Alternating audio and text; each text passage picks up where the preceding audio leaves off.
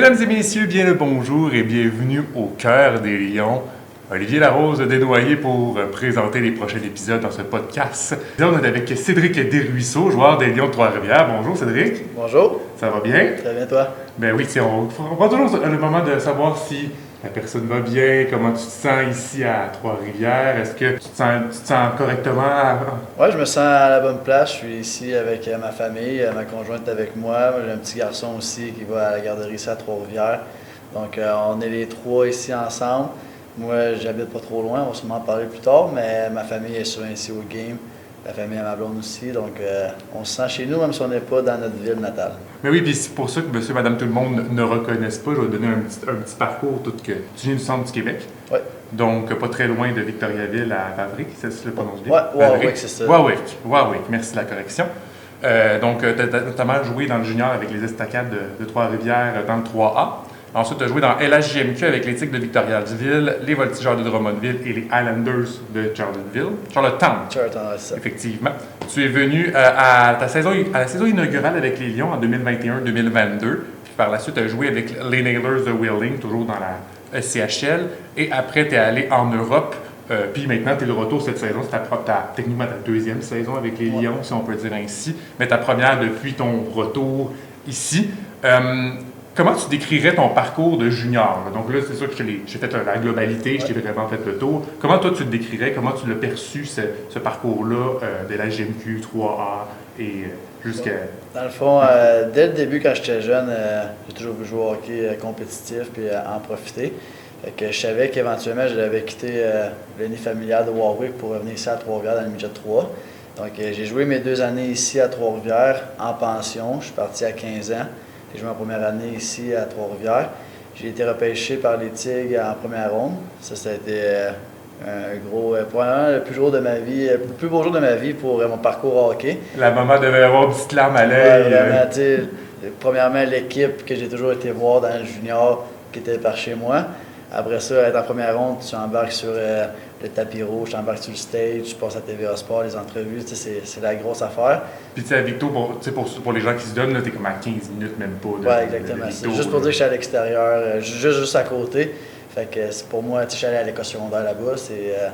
On peut dire chez moi, même si c'est pas ma ville natale. Mais c'est ça, fait que me faire repêcher par cette équipe-là, c'était vraiment spécial pour moi. C'était mon objectif de toujours... premièrement, c'était de jouer dans LHJMQ, mon premier objectif. J'allais réussir avec l'équipe de mon coin, ça a été vraiment spécial. Fait que là, je suis allé au camp cet été-là. Les Tigres avaient une très bonne équipe. J'ai pas fait l'équipe, mais j'ai réussi à jouer quelques parties à 16 ans. Mais j'étais ici à Trois-Rivières pour jouer ma deuxième année. Puis on avait une super bonne équipe. On a perdu en finale de la Coupe. On avait gagné le challenge, la Coupe. Il y a un tournoi dans le fond durant la saison. On l'avait gagné. On avait un super bon groupe. Jérémy Michaud qui vient d'arriver, il était avec moi à ce moment-là. Fait que j'ai joué ces 2 années-là. Puis à la fin de la deuxième année, les Tigres allaient pour le tout. Fait qu'ils ont fait des échanges. J'étais un jeune. J'ai été échangé à Drummond. Puis après ça, à Drummond, j'ai joué 2 ans là-bas aussi. 17 et 18 ans à Drummondville avec Morgan était là aussi, Adam Moisan. Il y a plein de connexions. Ouais, ça, tout le monde un peu. Puis Dion, il était là au camp. Dans ce temps-là, il n'était pas dans notre équipe, Jacob, mais il était venu au camp. Je l'avais rencontré là aussi. Ces années-là, à Drummond, ça a été vraiment cool. J'ai joué avec plusieurs gars qui jouent dans la Ligue nationale, avec Joe Veleno qui joue pour les Canadiens, Nicolas Baudin qui a déjà joué, Maxime Comtois qui a déjà joué. C'est plusieurs, Pierre-Olivier Joseph qui en ce moment joue. On avait vraiment une belle équipe, des gros noms. Ça a été 2 années très belles. Puis après ça, quand on a essayé de gagner la Coupe, on a perdu en demi-finale contre Halifax cette année-là. Après ça, ils ont vidé l'équipe. Puis là, je me suis ramassé à l'île du Prince-Édouard pour mes 2 dernières années. Puis ça a été un petit peu plus challengeant, je pourrais dire. Je veux pas, quand je suis parti de chez mes parents à 15 ans, je suis venu ici à Trois-Rivières qui n'était pas trop loin. Après ça, j'ai été à Drummondville qui était encore pas trop loin. Là-bas, j'ai eu la chance d'habiter chez des amis à mes parents. C'était une pension, mais c'était déjà du monde que je connaissais d'avant. Fait que ça s'est bien fait aussi. Fait que quand j'allais à l'île du Prince-Édouard, premièrement, il y avait la langue. J'étais à 10 heures de chez moi. Fait que ça commence. On ne joue pas souvent au Québec. Je joue dans la Ligue, je joue dans le coin des Maritimes. Je descendais juste 2 fois par année. Fait que c'est sûr, c'était plus dur un peu pour mes parents, un peu plus pour moi aussi. Sauf que la première année a été so-so, normal, rien d'extravagant. Mais c'est ma 2e année qui était la dernière de mon junior à 20 ans que j'ai tout fracassé. J'ai vraiment eu une belle saison. Fait que après ça, c'est ce qui m'a donné la chance de devenir ici professionnel. Puis, effectivement, tu en as parlé à Charlottetown, ça a été quand même un changement pour toi, puis tu en as parlé de la langue. Ça a-tu vraiment été un gros impact parce que ton français, tu as un bon français, je pense que tout le monde le voit, mais ton anglais, ça t'a dû le développer parce que, veux pas, tranquillement, pas vite. C'est plus, l'anglais était pas, je comprenais tout ce qui se passait, mais tu sais, des fois, tu t'exprimes pas autant, t'es pas la même personne, tu essaies de toujours dire qu'un groupe en français, tu es capable de t'exprimer au moment que tu veux, tout ça. Tu sais, là, des fois, tu penses, puis c'est plus tough un peu à lâcher tes petites blagues ou parler d'une conversation longtemps. Fait que la première année, c'était surtout de pratiquer mon anglais, même si je connaissais l'anglais, c'était plus d'être toujours être capable d'être sur la coche avec tout le monde. Mais ma pension m'a vraiment aidé, les boys étaient super smart, c'est une question de temps, puis à un moment donné, Puis il y avait quand même des Québécois dans l'équipe. Oui, on était quand même beaucoup pour une équipe des Maritimes, je te dirais au moins 7-8. Est-ce qu'on sait comme étant beaucoup dans le premier pour Maritimes? Pour les Maritimes, c'est quand même beaucoup, je te dirais. Okay. Puis c'est ça, c'était cool. On allait le matin, c'était nos pratiques. Moi, je faisais mon cégep à distance avec les autres Québécois. Puis on restait à l'aréna, on faisait une période d'études. Puis après ça, on pouvait en profiter. L'île du Prince-Édouard, c'est vraiment une belle place, là, les plages, tout ça. Fait que j'ai été chanceux, j'ai vraiment eu une pension qui était très cool. Là. On était chanceux, on avait il y avait un bateau, il y avait des skidoo. Puis on habitait sur le bord de l'eau, on pouvait se promener durant l'été. Puis durant l'hiver, il y avait les skidoo et tout ça. Puis on était chanceux parce que cette année-là, c'était l'année du COVID, mon année 20 ans. Fait qu'on n'était pas supposé normalement de. C'était pas les mêmes règles qu'au Québec, on avait le droit de se promener, mais c'était vraiment strict aussi, vu qu'on sortait de l'île, c'était toujours contrôlé. Fait on ne pouvait pas non plus faire tout ce qu'on voulait, mais avec ma pension, on avait quand même des affaires pour s'amuser à la maison. Puis j'avais aussi un coloc qui est William Trudeau qui jouait à Laval. C'était un Québécois aussi, fait que c'était cool. On était de retour à la maison, on peut jouer ensemble. On jouait au ping-pong, après ça on allait jouer dehors, on allait faire du skidoo. Tu n'allais pas faire la tournée des bars, non, le skidoo, ça par contre. On était chanceux, on était quand même loin de l'aréna, c'était une trentaine de minutes. Puis je me rappelle que j'avais eu l'adresse au début. J'avais mis l'adresse de l'aréna puis de la pension, puis j'étais comme, c'est bien loin, tu sais, 30 minutes le matin y aller, 30 minutes à revenir. Les journées de game, tu le fais 2 fois. Mais quand je suis arrivé là-bas, puis j'ai vu, j'étais sur le bord de la mer, là, en arrière, c'était à perte de vue. Toutes les petites bébelles qu'on pouvait avoir, c'était vraiment cool. Puis je suis resté vraiment proche de cette famille-là. Quand ma blonde allait accoucher de notre petit gars, ils sont descendus de l'île du Prince-Édouard. Ils sont venus nous voir à notre maison. Fait que c'est cool de rester en contact. Donc là, ici, tu restes pas à 30 minutes de la maison. Ici, c'est un petit peu plus proche, 15 minutes. 15 minutes, c'est quand même pas super. Ouais. En même temps, ça se fait assez facilement à Trois-Rivières. Si tu prends pas le pont. C'est ça, l'histoire. Tu as été nommé le joueur le plus utile de la LHJMQ. Tu as mentionné avec ta belle saison avec Charlottetown avant de continuer ton parcours professionnel, si on peut le dire ici, là, donc de le commencer plutôt. Tu as été meilleur buteur, meilleur pointeur dans la saison 2020-2021. Ça a été quoi le déclic? C'est quoi qui a fait en sorte que tu as réussi à faire un tel exploit? J'ai toujours eu confiance en mes moyens. J'ai toujours été quand même capable de performer dans le junior. Mais cette année-là, ça a vraiment été... mon année de 19 ans, elle avait été juste correcte. Puis 20 ans, il reprend juste 3-20 ans dans l'équipe. Fait que tu n'as pas le choix normalement d'être dans les meilleurs pour que ça vaille la peine qu'ils te gardent. Mon année de 19 ans, elle avait juste été correcte. Puis je me rappelle, mon coach, il m'avait dit, tu sais, pour jouer à 20 ans, je vais avoir besoin de plus. Puis ça m'avait un peu, pas fait peur, mais tu sais, c'était un peu une claque d'en face. C'était sois meilleur si tu veux ta place. Puis cet été-là, j'avais vraiment mis tous les efforts. Puis je m'étais vraiment focusé sur avoir un gros début de saison. Puis, tu sais, je prenais ça chaque journée, une à la fois. Je n'essayais pas de me projeter de si ça va pas bien, c'est dangereux, je me fasse échanger ou peu importe. Je me concentrais au jour le jour. Je me focusais pas sur trop loin. C'est comme ça a été. J'ai eu vraiment des bons coéquipiers. On avait une belle équipe. On avait fini premier dans la ligue. Ouais. Fait que veux pas, ça l'aide quand tu as une bonne équipe. Mais j'avais aussi la confiance du coach. Puis c'est surtout. Tu étais bien accompagné avec un bon trio. On avait vraiment. Notre trio a été sensationnel. Là. Les trois, on a eu les plus belles années. Je te donne des flashbacks. C'était vraiment cool. Puis nos défenseurs aussi, je me rappelle, sur le powerplay, on scorait toujours. Tout allait super bien. C'était vraiment cool. Mais non, c'était ça. C'était une belle équipe. On avait une belle chimie. La confiance du coach, puis après ça, j'étais sur la tâche. J'en voulais toujours plus aussi, j'avais une soif de faire mieux. Tu sais, quand ça va bien, des fois, t'en veux encore plus, mais j'étais un peu dans dans ce mood-là, puis c'était l'effet boule de neige que là, ça continuait. Tu te souviens-tu du pourcentage d'efficacité dans ton powerplay ou... Non, mais je serais pas surpris qu'elle soit en haut de 35. Là. En haut de 35%? Honnêtement, on scorerait toujours. Fait que je me dis, sûrement qu'une sur trois, ça serait pas si C'est toi qui scorais, j'espère? Souvent, oui. Puis, comment tu penses t'as réussi à arriver où est-ce que tu es rendu? Là? Donc, en ce moment, tu es un joueur professionnel pendant quand même plusieurs saisons. Là, puis, je sais pas combien au total de matchs professionnels, là, mais quand même. Ouais, ben, j'ai disputé dans l'East Coast. T'as ton 200e, je pense ouais, que tu as fait? Il y a 2 semaines environ, tu as fait ton 200e match, c'est vrai, tu as raison.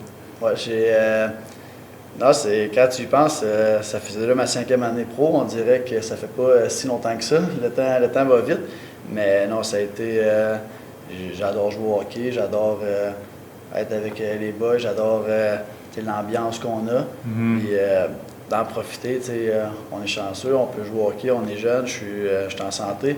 Donc j'essaie juste d'être reconnaissant et de jouer autant longtemps que je peux. Puis là, c'est vraiment différent avec mon gars dans les estrades. Ça me donne encore plus quand je le vois arriver, c'est cool, je sais que lui aussi aime ça. Moi, je le fais un peu pour lui aussi. Ouais, tu parles de ton enfant, puis j'ai comme pas vraiment le choix de te poser cette question-là. C'est comment gérer, faire cette gestion-là de famille puis le hockey, parce que veux pas, tu voyages beaucoup. Tu t'en vas dans des places où est-ce que tu quand même faire un bon voyage, un bon 10 heures de route, que ce soit en autobus ou en avion. Comment tu réussis à faire cette gestion-là entre la famille puis ton hockey? Ouais. Ben, c'est sûr, je dois lever un grand chapeau à ma conjointe qui en avait beaucoup. Je veux pas, quand on part longtemps, c'est elle qui s'en occupe plus. C'est elle qui fait tous les sacrifices. Fait que c'est pour ça que je suis vraiment reconnaissant. Puis pour ce qui est de moi, c'est sûr, c'est le FaceTime, j'ai pas le choix. Mais c'est plus dur, mais la saison n'est pas si longue, elle est intense. Je me dis que justement durant l'été, j'ai plus de temps que d'autres personnes qui puissent travailler à temps plein toute l'année. Donc c'est par bout, mais non, c'est sûr que c'est pas facile. Mais de le voir dans les estrades, c'est vraiment fun. Mais c'est ça, puis en plus de ça, tu veux pas. Après l'été, tu dois passer tout le plus de temps possible avec ton enfant. Oui, exactement. C'est sûr que la saison est très intense, mais pas si longue. Mais ça fait que ça donne le temps durant l'été d'en profiter. Non, j'ai hâte qu'il soit aussi plus grand pour que, comme là, il réalise, il voit que c'est papa, tout ça, mais plus tard encore, je pense qu'il y a des bons moments à venir avec lui à l'aréna. Il voit-tu le 21 puis il sait que c'est papa? Papa, puis là, c'est rendu quand à seconde qu'il y a quelqu'un qui croise dans la rue avec un bâton de hockey, c'est papa. Non, c'est pas papa, lui, mais c'est vrai qu'il joue au hockey. Veux pas aussi, un petit peu parler au début, c'est que tu avais joué à Wheeling, donc avec les Nailers pendant 2 saisons, donc fait Lyon, Wheeling en Europe, puis après tu es retourné avec les Lions. Tu as été de retour également à Wheeling cette saison. C'est quoi le sentiment qui t'a un petit peu habité de retourner, veux pas, dans une ville où est-ce que tu as joué pour 2 ans? Ouais. Comment tu t'es senti? Ça a été spécial parce que, eux qui ont été à Wheeling savent que Wheeling n'est pas vraiment la place destination voyage. Oui, c'est ça. Pour ceux qui ne savent pas, c'est en banlieue de Pittsburgh. Ouais, c'est pas l'endroit où est-ce que... la plus belle place au monde, ça c'est sûr. Mais non, j'ai eu je me suis fait des bons amis là-bas. J'ai joué avec beaucoup de Québécois aussi. Là-bas, j'ai eu du bon temps. On avait une bonne équipe. Surtout, la première année, on avait sorti Fort Wayne en première ronde, que l'année d'avant avait gagné la Coupe. Puis on avait gagné en 7 en prolongation. Ça avait vraiment été cool. Quand tu gagnes en prolongation, surtout une Game 7, même si c'est la première ronde, on dirait que c'est vraiment fou. Fait que, non, ça avait été vraiment cool. J'ai eu des bonnes saisons aussi là-bas. Puis c'est sûr que ma blonde elle a commencé sa grossesse là-bas à Wheeling, fait que ça me rappelle aussi des souvenirs. Fait que non, ça a été vraiment cool. Y a-tu du monde qui sont venus te voir pour... Ouais, il y avait plusieurs partisans dans le temps que j'étais là, justement. Ouais, mais les partisans? Ouais, comme tu sais, ici, on en a des partisans qu'on voit souvent. Je suis sûr que si les gars partiraient et reviendraient, ils viendraient les voir. Fait que non, j'ai vu... c'est fou, même la première année, il y avait une petite fille qui tripait sur moi. Puis là, elle avait comme 3 ans, puis là, je l'ai vue toute grande à 6-7 ans. J'ai fait « wow ». C'était cool, c'était le fun de revoir du monde qui m'ont supporté longtemps aussi. Tu as parlé un petit peu de Jérémy Michaud, puis au moment où est-ce qu'on tourne l'épisode, il vient d'être signé donc il y a quelques jours. C'est quoi, comment tu te sens dans cette signature-là? Veux pas, tu sais, comme on a dit, il y a toujours la connexion qui était joué avec Mo, t'as joué. Mais tu sais, de revoir un autre pièce qui s'ajoute, un Québécois, comment tu le prends, toi? Je trouve ça vraiment cool. Moi et John, on a joué ensemble très jeunes. Puis là, nos chemins sont allés carrément différents. Tu es allé jouer universitaire. Puis là, pouf, on revient ensemble. C'est vraiment cool. Je suis content aussi pour notre région. On n'est pas beaucoup Ben, lui, il est vraiment Oui, de parce qu'il Victoriaville. vient de Victoriaville Ouais. également, tu as Fait que, raison. tu sais, il n'y en a pas beaucoup qui percent, qui continuent à jouer. Fait que non, je suis vraiment content pour lui, je suis content pour sa famille aussi. Je sais qu'ils vont venir voir les games, qu'ils vont supporter. Mais non, c'est vraiment cool d'être des gars de la région ensemble. Puis que, tu sais, c'est le fun pour les plus jeunes aussi de Victo qui voient ça aller. Mais non, Jay mérite amplement d'être ici. Puis j'ai hâte de le voir à l'œuvre et qu'il fasse son travail. T'as vu le texte, c'est ce que tu as écrit? Est-ce Ouais, que j'ai parlé à lui et à son père, donc j'étais vraiment content pour eux. Mon père aussi a parlé à son père. il y a eu des coups de téléphone, Ouais. puis là, on va faire toute la famille. Tout le monde s'est parlé. Tu as joué donc quand même en Suède, en Roumanie et en France, Ouais. donc dans les 3 ligues en Europe. C'est quoi pour toi Comment tu as perçu ça, jouer en Europe? Qu'est-ce que tu as bien aimé? Qu'est-ce que tu as moins bien apprécié? Comment tu as vu ça? Parce que tu as joué pendant 2 saisons. Ben, comme j'ai une terminé la et demie, saison, ouais, plus c'est ça. une complète. C'est ça, ça a été différent. Là, j'avais un bébé qui était naissant. Tu sais, mon garçon était vraiment pas vieux. On est allé aussi un petit peu plus pour la stabilité. Tu sais, il y a moins de matchs. C'est pas mal. La saison est plus longue, puis il y a moins de matchs. Donc, on s'entend que je suis moins souvent parti. C'est moins souvent prenant, je suis plus à la maison. Fait qu'on en a profité pour passer plus de temps ensemble, la famille, mais aussi pour voyager, puis voir aussi une autre facette du hockey. Tu sais, le hockey européen est différent du hockey nord-américain. Puis ça m'avait toujours intrigué, j'ai toujours voulu l'essayer. Puis on s'est dit, OK, on l'essaye. On est allé là-bas. Il y a certaines choses qui étaient plus difficiles. Tu sais, je ne veux pas être à l'autre bout, on peut dire à l'autre bout du monde, moins voir les grands-parents, un petit peu. Ça, c'est plus dur. Il y a un peu moins, quand je dis d'importer, exemple, de Canadiens ou d'Américains. Fait que souvent, tu es plus un peu avec les personnes des autres pays. Fait que des fois, faire les connexions, c'est un petit peu plus difficile. Mais non, somme toute, c'est vraiment des beaux pays. On en a profité pour voyager. Le hockey, c'était du bon hockey aussi. J'ai eu des super beaux moments là-bas. Mais là, cette année, on avait le goût de revenir à la maison. Fait que ça nous a fait.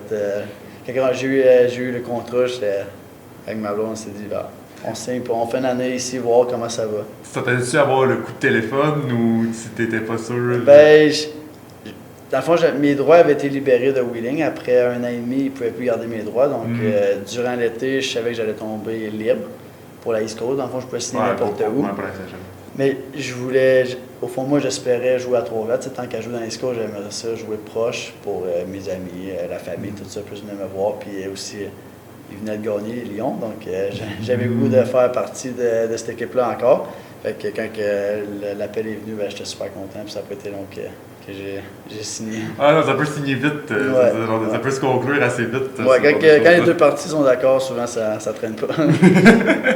Puis, si Cédric Desruisseaux n'avait pas fait du hockey ou il n'avait pas été joueur professionnel de hockey, c'est quoi qu'il aurait fait? Très bonne question. Je pense que je serais probablement un entrepreneur. Je suis quelqu'un qui a plusieurs idées, plusieurs projets, qui a le goût de se partir quelque chose. Je ne pourrais pas mettre la main sur quelque chose immédiatement, mais avec le hockey, j'ai plusieurs temps libres.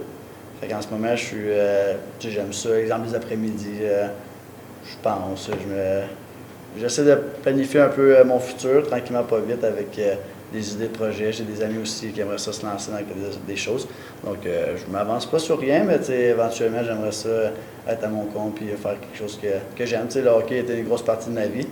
J'aimerais ça partir quelque chose que j'aime aussi puis en prendre soin. OK, intéressant. On va passer dans un prochain segment, donc un petit peu plus ludique également. Je vais te donner des affirmations, puis tu dois essayer de me dire c'est qui correspond à quel joueur. Donc, Okay. qui correspond le plus à cette affirmation-là, selon toi, bien évidemment. Parfait. On n'a pas de joueur autour qui va qui va te regarder avec des gros yeux. C'est que tu as dit ça. Bon, évidemment, c'est une question qui arrive souvent. Qui arrive avec le plus beau style à l'Arena? Le plus beau style. Bien habillé. Journée de match ou. Journée de match. Journée de match, Morgan. Ouais, je vais lui donner. Ça vient de quand même un bon. Je pense que c'est unanime. Ouais, cette puis question-là. moi je serais curieux, j'aimerais ça poser la question combien de sous il y a aussi. Ah ouais? Ouais, j'aimerais ça savoir parce qu'il y en a toujours un. Ben, ils sont très souvent, c'est pas le même. Fait que j'aimerais ça savoir. Tu penses qu'il y en a combien?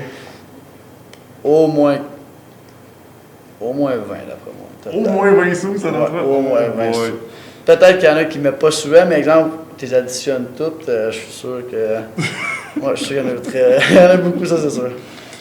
Qui pourrait devenir entraîneur après sa carrière? Moi, je dirais Paquette. Paquette? Jacob Paquette, hein. Un entraîneur Ouais, je en pense chef, tu penses, là? Ouais, je le verrais faire ça, ouais. Ouais. Okay. Il voit bien la game, puis il n'a pas peur de passer le message. Donc, ça pourrait marcher très bon. On doit pas savoir qu'est-ce qui se dit, Dave. Ouais, des fois. Non. Mais non, je dirais Paquette. Tu dirais Paquette? Bon, là, je me suis un petit peu perdu. À qui tu ne confierais pas la garde de ton enfant? De fin de semaine, ça serait pas du fort, ça c'est sûr. Il serait pas à la maison sûrement avec. Non, on va dire du fort. Du fort? On va dire qu'il est bon puis qu'il monte des bassinettes, là, mais. Parce qu'il a aidé Beauregard à monter sa bassinette, mais.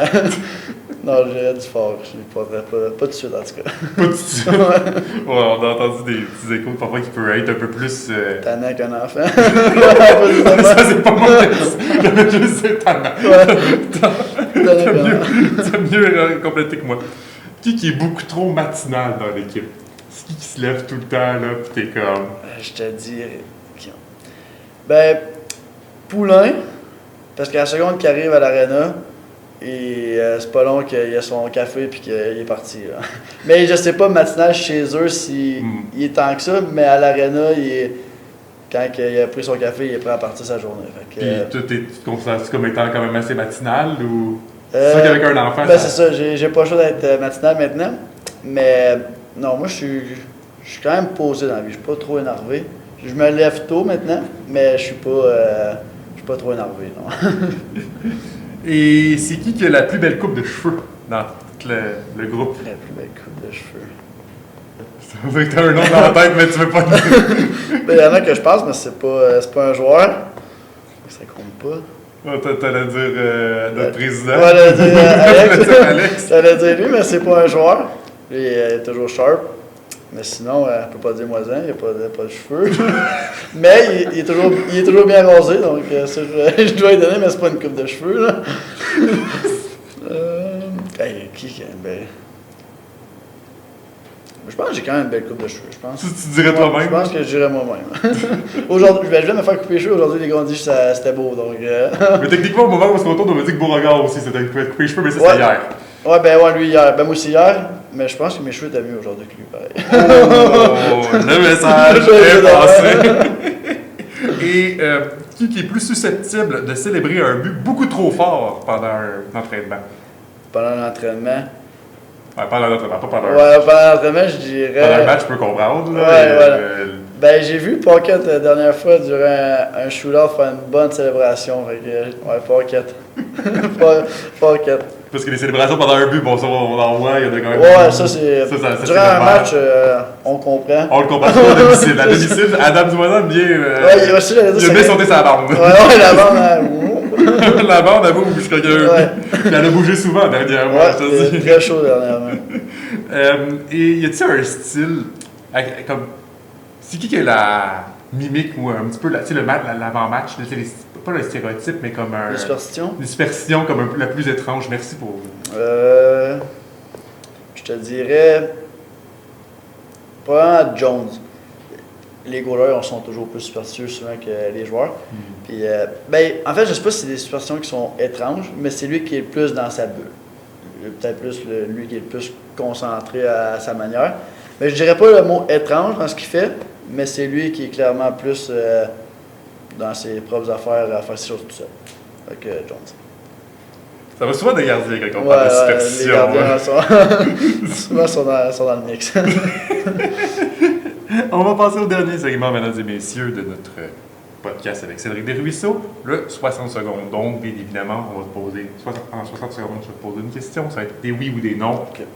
Ça va être bang, et assez vite. Et le but, après, on va faire une rétrospection de tout ce que tu as dit. Et pour en parler. Es-tu prêt? Yes. C'est parti. Vérifies-tu tes statistiques sur Internet après chaque match? Non. Préfères-tu gagner un match 5-0 plutôt que 5-4? 5-0. As-tu déjà envie de briser ton bâton après une présence? Oui. As-tu déjà une mauvaise note à l'école à cause du hockey? Non. As-tu déjà oublié tes protège-lames en embarquant sur la glace? Non. La poutine à Victo est-elle meilleure que celle de Drummond? Vraiment. Préfères-tu jouer devant une foule hostile que devant tes propres partisans? Pro partisan. Es-tu déjà arrivé en retard à une pratique? J'aime. Est-ce que tu es le genre de joueur qui reste le dernier sur la glace après l'entraînement? Non. Te sens-tu plus fort physiquement aujourd'hui qu'à tes 20 ans? Oui. Est-ce que tu es un joueur le plus discipliné de ton trio? Oui. Est-ce que c'est toi qui choisis la musique avant dans le vestiaire? Non. Préfères-tu donner une mise en échec parfaite que de faire une belle feinte? Belle feinte. Est-ce que tu as déjà crié après un arbitre alors que tu savais qu'il avait raison? Oui. Et la dernière, bon, le temps est écoulé, mais on peut faire la dernière. Est-ce que tu as déjà eu des frissons quand tu repenses à ton premier but? Oui. C'est lequel Je te dirais mon premier but junior. le premier but junior? Ouais, c'est lui qui m'a le plus marqué. On va faire Oui, le premier junior, puis après ça, le premier dans la Ligue américaine, qui était vraiment mon plus gros exploit en termes de but que junior. Mais le junior, je me rappelle, c'est lui qui m'a vraiment le plus marqué. Parce que tu as joué pendant un moment avec C'était le Rocket. Ouais, j'ai juste 3 matchs. J'avais réussi à compter. Mais quand j'ai scoré mon premier but junior, c'était à Victo. Puis c'était un des premiers matchs. Puis toute ma famille était là. Je me rappelle, il y avait réservé 2 rangées au complet. Donc il devait être au-dessus d'une centaine avec des amis, tout ça. Fait que ça avait été vraiment un beau moment de savoir que tout le monde était là pour voir ça. Faire une petite rétrospective de tout ce que tu as dit. Préfère gagner un match 5-0 que 5-4? Ouais, j'aime quand même quand c'est serré parce que je veux pas, tu sais, si c'est 4-4 de 5e but, il est vraiment cool. Mais tu sais, de donner une volée à notre équipe, c'est le fun. C'est encore plus le fun, je pense. Bon, là, pas le choix. La poutine de Victo, c'est vraiment... Ouais, puis si vous voulez savoir c'est quelle la meilleure poutine de Victo, c'est au Café Ancien à Victoriaville. Ça, vous trompez pas. Une des meilleures poutines au Québec, là, pas juste avec Drummond. Parce que bien évidemment, il y a toujours le petit débat qu'on est habitué d'entendre entre la poutine Victo et poutine. Mais moi, quand j'étais en secondaire 1, j'étais allé à l'école secondaire à Warwick, où que je viens, avant d'aller éventuellement à Victo pour le sport-études. Puis mon prof d'histoire avait raconté à la classe comment que la première poutine avait été faite. Puis selon lui, qui était une connaissance qui était encore plus âgée que le prof, c'était bel et bien à Warwick, même pas Victo qui avait été inventé. Donc, puis on a aussi un record Guinness de la plus grosse poutine au monde. Si tu vas à l'hôtel de ville à Warwick, il y a le beau cadre du livre des records Guinness. Puis la plus grosse poutine au monde a été faite à Warwick. C'est vrai, maintenant que tu me le dis, ça vient de me passer à ça. Préfère jouer devant tes propres partisans, ça doit être quelque chose de... Non, c'est 1000 fois mieux jouer à la maison qu'à l'extérieur. Parce qu'elle veut pas aussi... Je pense que t'es pas quelqu'un qui aime ça, la haine... Ouais, non, je suis plus... les partisans, on sait qu'ils sont derrière nous, c'est de l'amour plus que quand t'es à l'extérieur devant d'autres partisans en furie. J'ai dit joueur le plus discipliné de ton trio, c'est sûr que t'as un trio accompagné de Poulain et de Adam Moisan. Bon, ça va être clairement pas Adam Moisan, je pense qu'on peut se la mettre à Poulain donne pas sa place aussi, il aime ça, se mettre le nez dans toutes les petites affaires quand ça peut brasser, là, il rentre là. Puis, en plus de ça, tu n'avais pas, je pense qu'il fait 5 pieds 10. Ouais, il est pas vraiment plus grand que moi, mais c'est un peu plus une attitude de pitbull un peu. Puis en plus de ça, Adam Moisan en ce moment est le joueur le plus puni pour les Lions après 80 minutes de pénalité. Ouais, je pense pas que je vais me rendre là. C'est-tu déjà rendu là dans la non, SHL? Jamais. Je sais même pas. Je pense même pas que j'ai dépassé le 20. En parlant des statistiques, tu verrais pas toi sur Internet, c'est pas quelque chose que tu... Non, de temps en temps, après un petit bout quand justement perdu le fil, mais pas après chaque game. Non. Mais tu sais en ce moment, mettons, tu sais que t'as combien de points? Ouais, je savais j'ai combien de points. Mais les minutes de punition, ça, ça, je sais pas. Je sais que j'en ai pas beaucoup, mais j'ai sûrement dépassé 10, mais j'en ai pas plus que 20 après moi. Et t'as dit d'avoir déjà crié après l'arbitre quand tu savais qu'il avait raison. Voilà. Donc, en fin de semaine, j'ai pas crié, mais je l'ostinais quand je savais qu'il avait raison. Mais quand on jouait contre Toledo. Ouais, exactement. Fait que C'était quel moment? Ouais, ben j'avais donné un petit coup à un gars, puis le gars avait tombé. Puis là, il est venu me voir, puis j'ai dit que l'autre gars avait fait à semblant, puis qu'il avait laissé tomber. Mais parce que lui, il avait pas vu le jeu, il avait vu le gars par terre. Puis j'ai dit que j'avais rien fait, mais clairement, c'était moi. Fait que là, t'en as profité que pendant que l'arbitre avait le regard tourné. Ouais. Non, j'ai rien fait, il a tombé tout seul.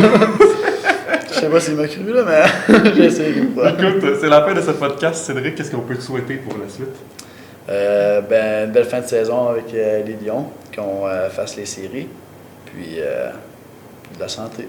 Mais merci beaucoup, Cédric Desruisseaux. Merci beaucoup. Mesdames et messieurs, c'est sur cette fin qu'on va vous laisser et on va se retrouver pour le prochain podcast. Mesdames et messieurs, on vous salue. Allez, bye bye.